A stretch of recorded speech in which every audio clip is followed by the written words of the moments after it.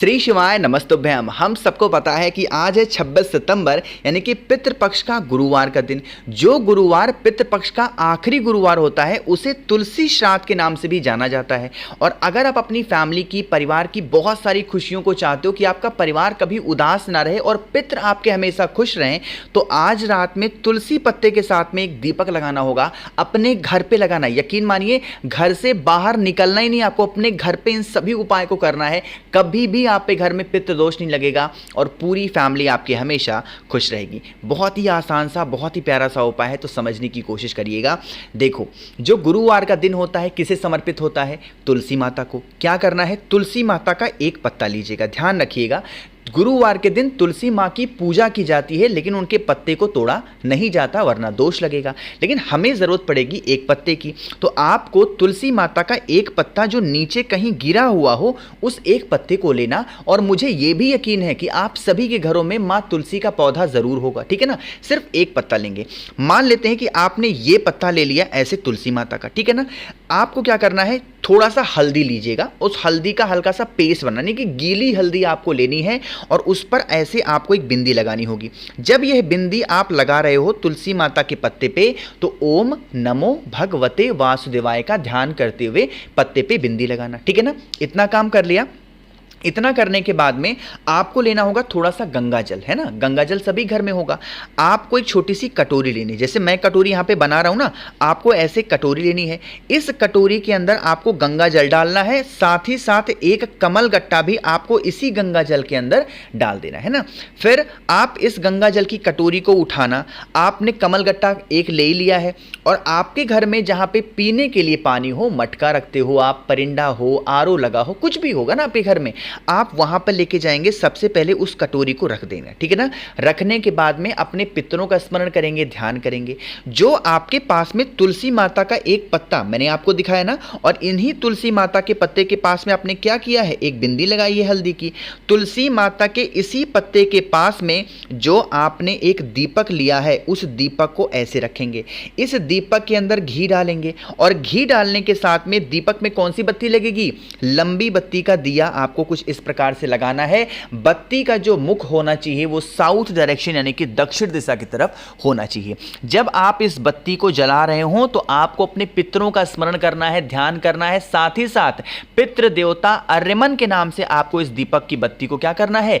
जलाना होगा। उपाय हम कब करना है? पितृपक्ष के दिन। तो आपको इस जलते हुए दीपक के अंदर अपने परिवार की अच्छी कामना, अच्छी तरक्की के लिए एक चुटकी काला तिल आपको इसके अंदर डाल देनी है, ठीक है ना। जब ये दीपक ठंडा हो जाए, बुझ जाए, तो ये जो कमल गट्टे वाला जल है, गंगा जल, इसको उठा करके अपने घर में जो महादेव का शिवलिंग हो वहां पर ले जाकर के समर्पित कर देंगे। और ये जो तुलसी माता का पत्ता है जिस पर आपने हल्दी लगाया है, इसे तुलसी माता की जड़ में ले जाकर के समर्पित कर देने से तुलसी श्राद्ध के दिन हमारे घर में से जो पितृदोष की समस्याएं होती हैं वो हमारे घर से बाहर जाती हैं और जीवन में कभी पितृदोष हमारे घर में नहीं लगता। अब बात ये करते हैं, भैया जो कमलगट्टा था उस कमलगट्टे का हम क्या करें? तो कमलगट्टा अगर आपके पास में ज़्यादा हो तो वहीं महादेव के शिवलिंग के पास छोड़ दो, और नहीं अगर ज़्यादा है तो उसको उठा करके घर में रख लो और बार बार उसी कमलगट्टे से कोई सा भी आप उपाय कर सकते हो, ठीक है ना। तो पहले उपाय आपको समझ में आ गया है।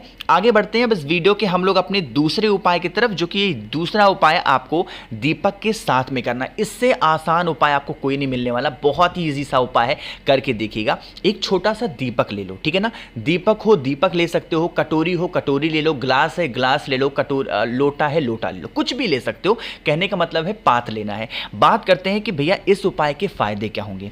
जैसे अगर आप पे घर में किसी को भी डिप्रेशन बहुत ज़्यादा है, कोई आदमी सोचता बहुत ज़्यादा है, कोई आदमी टेंशन बहुत ज़्यादा लेता है, उस इंसान को ठीक करने के लिए, उसकी बीमारी को, उसके टेंशन को, डिप्रेशन को हमेशा के लिए बाहर भगाने के लिए इस उपाय को करना है।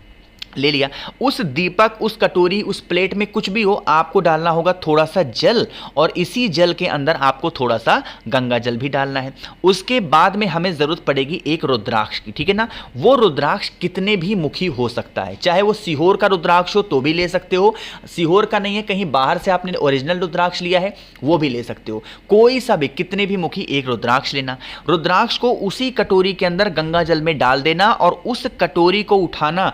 फिर वही काम करना है। आपके घर में जहां पे पीने के लिए पानी रखा जाता है, मटका हो, परिंदा है, आरओ लगा है, उस आरओ के पास में आपको उस कटोरी को ले जाकर के रखना है, रुद्राक्ष वाला, और वहां पर खड़े होकर के अपने पितरों से यह विनती करनी है कि हमारे घर का ये सदस्य है, बहुत डिप्रेशन में है, बहुत टेंशन में है, बहुत बीमार रहता है, हे पितृ देवता, हमसे जो भी गलतियां हुई हो या फिर हमारे परिवार से जो भी गलतियां हुई हो आप उन्हें क्षमा करें। और इतना क्षमा याचना करके उस कटोरी को पूरी रात, आज रात पूरी रात छोड़ देना। अगले दिन कौन सा दिन पड़ेगा? शुक्रवार का दिन, और साथ ही साथ 10वीं तिथि है। फिर आपको इस रुद्राक्ष के जल को पूरा उठाएंगे, रुद्राक्ष को निकाल के घर में रख लेंगे, और इस जल को आपको महादेव के शिवलिंग के ऊपर पूरा का पूरा सोमप पितृ, यहां पे मैं लिख भी दे रहा हूं वरना आप कंफ्यूज हो जाओगे, कौन से पितृ? सोमप, फिर से बोल रहा हूं, सोमप पितृ के नाम से पूरा का पूरा रुद्राक्ष का जल जो है वो अगर आप समर्पित कर देते हैं तो आपके घर का जो व्यक्ति होगा उसके डिप्रेशन की जो भी ज़्यादा प्रॉब्लम्स होंगी वो खत्म हो जाएंगी और रोग मुक्ति आप पे घर में हमेशा रहेगी। ठीक है ना, इस चीज़ का ध्यान रखिएगा। सोमप पितृ के नाम से आप सभी को 10वीं तिथि के दिन इस उपाय को करना होगा। ठीक है ना, करके देखिएगा। बाकी बात करते हैं कि भैया हमारे पास कोई रुद्राक्ष नहीं है, तो एक नंबर मैं लिख रहा हूँ 9005643345। आप स्क्रीनशॉट ले लो, मुझे मैसेज करिएगा जितने भी मुख्य रुद्राक्ष आपको चाहिए होगी। ओरिजिनल रुद्राक्ष 3 से 4 दिन में मैं आपके घर पे पहुंचा दूंगा। ठीक है ना, चलो आगे बढ़ते हैं। अब इस वीडियो में हम लोग अपने तीसरे उपाय की तरफ, जो कि आज के दिन करना है, लेकिन क्या फायदे हैं और कैसे करना है मैं आपको तब बताऊंगा जब जल्दी से कर देंगे वीडियो को लाइक सभी लोग, और जितने भी मेरे भाई बहन आवाज़ मेरी पहली बार सुन रहे हैं चैनल को ज़रूर सब्सक्राइब करेंगे। ठीक है ना, कर दिया लाइक ना। चलो आगे बढ़ते हैं। अब बात करते हैं इस उपाय के फायदे की। सिर्फ एक फायदा है इस उपाय का, और वो है इच्छा पूर्ति। है ना, जैसे मान लीजिए कि बहुत सारे लोग व्रत रहते हैं, उपवास रहते हैं, फिर भी उनकी बात भगवान नहीं सुनते हैं। इस उपाय को करेंगे, एक चुटकी आपको लेना होगा, क्या? इस तरीके से लाल चंदन। लाल चंदन के साथ में आपको 7 दाने चावल के दाने लेने हैं। कितने? लेकिन ध्यान रखिएगा इस उपाय में चावल का दाना खंडित नहीं होना चाहिए, टूटा हुआ ना हो। फिर एक शमी का पत्ता भी लेना है। कितने? मात्र एक शमी का पत्ता। एक बात बता दूं, अभी मेरे पास एक फ़ोन आया था दोपहर में, उसमें उन्होंने कहा कि भैया एक पंडित जी घर पे आए थे, उन्होंने कहा कि शमी के पत्ते में पौधे में कांटा होता है और कांटेदार फल हमें अपने घर में नहीं रखना चाहिए, जो कि क्या ये सही है? तो मैं बताऊंगा ये चीज़ें गलत हैं। कांटेदार नहीं रखना चाहिए ये तो सही है, बट शमी का जो पेड़ है वो पूजनीय पेड़ होता है, तो पूजनीय पेड़ आप अपने घर में रख सकते हो, कोई दिक्कत नहीं है। हम सभी लोग रखते हैं, पूजन करते हैं, प्रार्थना करने हैं, शनि देव को समर्पित होता है। अपने घर में जिसके भी घर में शमी का पौधा होता है उन्हें कभी शनि दोष नहीं लगता, तो आप सभी को अपने घर में शमी का पौधा जरूर लगाना चाहिए। ठीक है ना, तो एक शमी का पत्ता लेंगे, फिर एक छोटी सी कटोरी लेना, उस कटोरी के अंदर आपको जल भरना है, उस कटोरी के अंदर आपको एक चुटकी लाल चंदन डालना है, उस कटोरी के अंदर आपको 7 चावल के दाने डालने, लेकिन शमी का पत्ता नहीं डालेंगे। इन सभी चीज़ों को उठाना और आपको महादेव के शिवलिंग के पास जाना है। जो एक शमी का पत्ता आपके पास में है, उस शमी के पत्ते को महादेव के शिवलिंग के पास में जो जलाधारी होती है यहाँ पे, देखो कहीं बाहर मत जाना, यह उपाय भी अपने घर पे ही आपको करना है। रात में आपको क्या करना है, शमी का पत्ता यहाँ पे रखेंगे और अपने पितरों का ध्यान करते हुए, स्मरण करते हुए, जो आपकी कटोरी में जल है, वह जो आपकी समस्या है, जो आपकी इच्छा है, उस इच्छा की कामना करके, मनोकामना की कामना करके महादेव के शिवलिंग के ऊपर पितरों का स्मरण करके, साथ ही साथ कुंदकेश्वर महादेव के नाम से अगर आप समर्पित कर देते हैं तो आपके घर में कभी भी कोई संकट नहीं आएगी और आपकी जो मनोकामना होगी वो पूरी जरूर होगी। ठीक है ना, आगे बढ़ते हैं इस वीडियो के सबसे आखिरी और बहुत ही छोटे से उपाय की, जो कि हमारा चौथा उपाय है।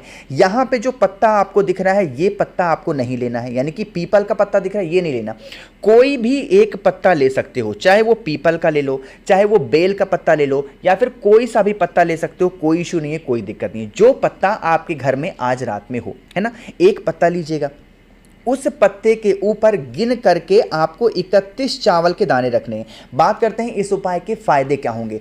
अगर मान लीजिए कि आपके घर में पॉजिटिव एनर्जी नहीं है, मतलब घर में शांति रहती नहीं, हमेशा तकलीफें ही घर में आपके रहती हैं, तो आपको क्या करना है, कोई भी एक पत्ते को पितृपक्ष की गुरुवार के दिन रात में आपको क्या करना है, चावल के दाने के साथ में अपने घर में किसी भी एक कोने में चुपचाप उठा करके रख देना।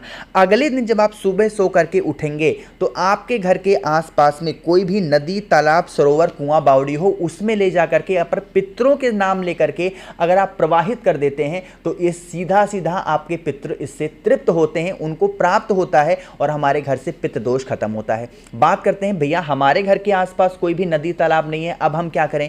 तो मैंने आपको 3 वृक्ष बताए थे जो पितरों के तुल्य होते हैं, पीपल का पेड़, बरगद का पेड़, साथ ही साथ बेल का पेड़। इन तीनों पेड़ों में से कोई भी एक पेड़ आपके घर के आसपास हो तो उस पेड़ के नीचे भी आप इस उपाय को ले जा करके रख सकते हैं। तो मैंने कोशिश की आप सभी को बहुत ही अच्छे समझाने की। तो वीडियो पसंद आई हो लाइक करिएगा। कुछ अगर आपको मुझसे चाहिए, मैंने नंबर आपको दे रखा है, मुझे मैसेज करिएगा, मैं आपके घर तक उसे डिलीवर करूंगा। बाकी कुछ पूछना है नीचे कॉमेंट सेक्शन में पूछिएगा। मेरे जितने भी भाई बहन आवाज़ मेरी पहली बार सुन रहे हैं, चैनल को ज़रूर सब्सक्राइब करेंगे। श्री शिवाय नमस्तुभ्यं।